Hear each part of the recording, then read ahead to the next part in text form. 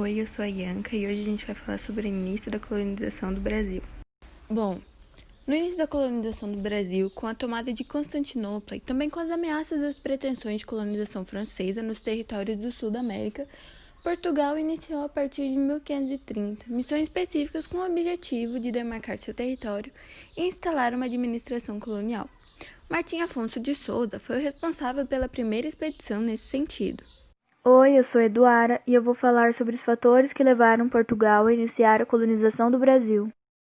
Portugal iniciou a colonização do Brasil por duas principais razões: a possibilidade de invasão do território por outras potências europeias, em especial a França, que por duas vezes tentou estabelecer colônia no território brasileiro, e também na busca por oportunidades comerciais, pois Portugal estava passando por uma crise econômica, que era resultado da decadência do comércio oriental. Capitanias hereditárias de sesmarias.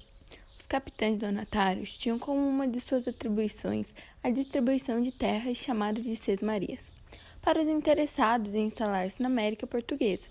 As sesmarias eram um modelo de distribuição de terras que foi criado em Portugal no século XIV e tinham como objetivo aumentar a produção de alimentos enviados para Portugal, que foi afetado pelos surtos de peste negra.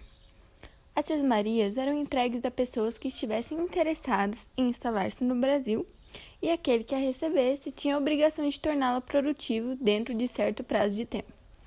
A distribuição dessas terras era como um mecanismo utilizado pelos portugueses para atrair pessoas.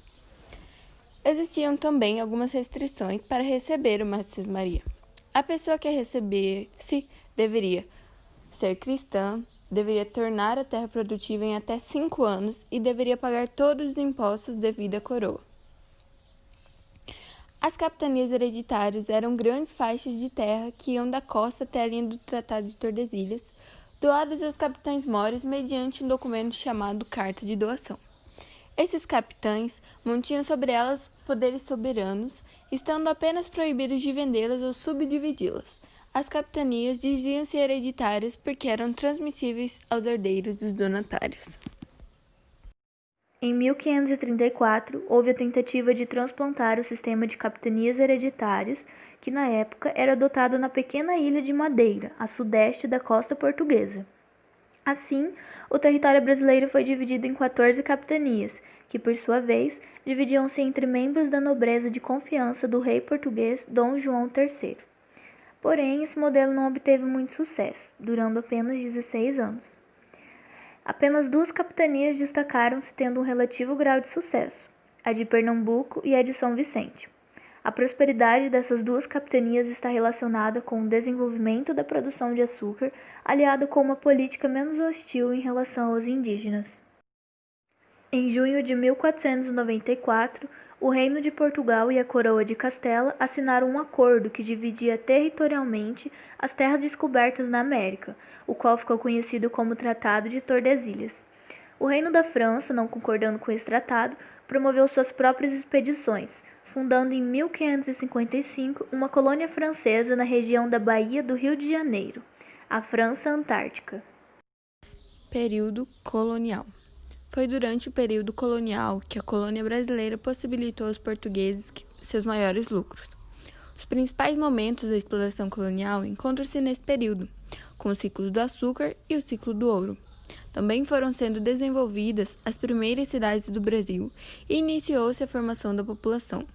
As fronteiras expandiram-se para além do Tratado de Tordesilhas, colonizando o sertão brasileiro, a Amazônia e o sul da colônia.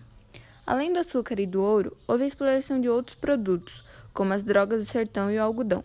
A escravidão também se desenvolveu nesse período, transformando-se no principal pilar de sustentação da empresa colonial. O desenvolvimento dessas capitanias, porém, não ocorreu sem atritos com a coroa. O donatário da capitania de Pernambuco, Duarte Coelho, por exemplo, tinha ressalvas em relação às pressões realizadas pela coroa para que ele investisse na busca de metais preciosos e na derrubada do pau-brasil. Esse donatário queria implantar na sua capitania o modelo que havia presenciado na Ilha da Madeira, a produção de açúcar em pequenos e médios engenhos com espaço para diversificação no uso da terra. Apesar desses atritos, Pernambuco prosperou da forma como Duarte Coelho desejava. Capitanias que fracassaram. O fracasso das capitanias está relacionado com múltiplos fatores. O primeiro deles é o isolamento, pois havia pouco contato entre as capitanias e a comunicação com a coroa era demorada. A falta de investimentos e recursos para desenvolver as capitanias e a inexperiência administrativa dos donatários foram outros fatores de relevância para o fracasso desse sistema. Existiram casos em que o donatário nem se deu ao trabalho de ir para sua capitania, como aconteceu com Antônio Cardoso de Barros, donatário da capitania do Ceará. Outro fator importante no fracasso das capitanias foram os ataques indígenas, que quando aconteciam resultavam na morte de um grande número de pessoas. As capitanias hereditárias, como forma de administração e colonização da América Portuguesa, fracassaram. A existência delas no Brasil estendeu-se até o século XVIII, mas esse sistema, enquanto o único existente no desenvolvimento da colonização do Brasil, foi rapidamente substituído por outro, que criou uma estrutura que centralizava o poder na colônia. Isso resultou na criação do governo geral, no qual foi criado pelo rei português Dom João III em 1548. O principal motivo para a criação do governo geral era garantir que o poder na colônia finalmente se tornasse centralizado, acabando, por outro lado, com a desorganização de caráter administrativa presente no Estado. Era um sistema no qual tinha instituído um governo centralizado na colônia e que era administrado por uma autoridade máxima, chamada governador-geral.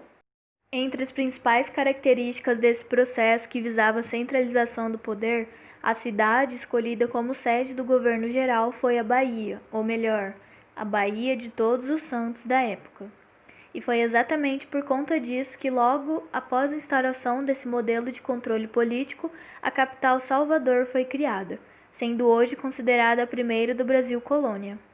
Esse cargo deveria ser preenchido por alguém responsável pela resolução de problemas de todos os tipos com os índios, seja por meio de parcerias ou guerras. Além disso, possibilitar o aumento das atividades econômicas e do próprio desempenho da colônia também faziam parte dos objetivos de Portugal, que com o sistema também priorizava a exploração do pau-brasil. Por outro lado, os governadores gerais eram também responsáveis pelo combate aos piratas que apareciam nas terras da colônia.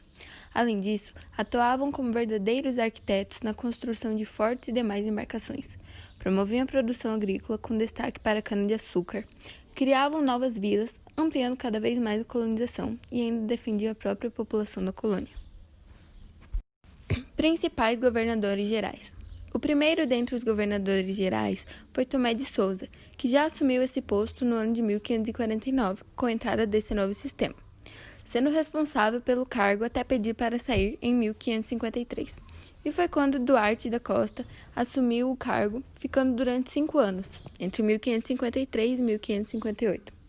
Durante seu governo geral, que os primeiros problemas graves da colônia foram sentidos, como foi o caso da invasão dos franceses e da reviravolta da Confederação dos Tamoios, ou melhor, dos próprios grupos nativos da colônia. Com o intuito de finalmente controlar esses problemas, que Duarte acabou sendo substituído por Mendes Sá, que certamente foi o governador-geral que mais durou no cargo, assumindo entre os anos de 1558 e 1572.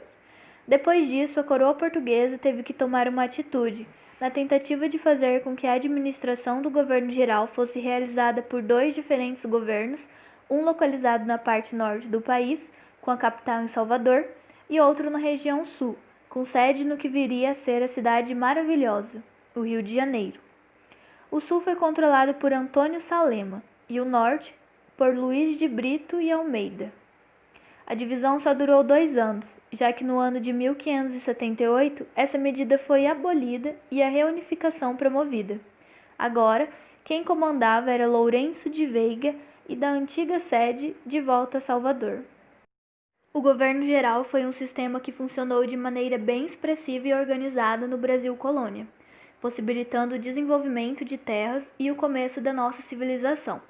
Os resultados da implantação do sistema, tanto político quanto econômico, possibilitaram a catequização da população indígena, o desenvolvimento gradativo da produção agrícola e o próprio incentivo da mão de obra dos escravos africanos, que durante esse período começaram a migrar para as fazendas brasileiras. Até 1808, o governo geral vigorou em território brasileiro, sendo este o ano em que a família real portuguesa finalmente chegou às terras tupiniquins. As principais características da colonização brasileira foram civilizar, exterminar, explorar, povoar, conquistar e dominar. Sabemos que os termos civilizar, explorar, exterminar, conquistar e dominar são diretamente ligados às relações de poder de uma determinada civilização sobre outra, ou seja, os portugueses submetendo ao domínio e conquista dos indígenas. Já os termos explorar e povoar remetem-se à exploração e povoamento do novo território. Oi, espero que vocês tenham gostado sobre a história do início da colonização. Eu, particularmente, acho uma história muito interessante e com certeza a gente aprendeu muito sobre esse assunto.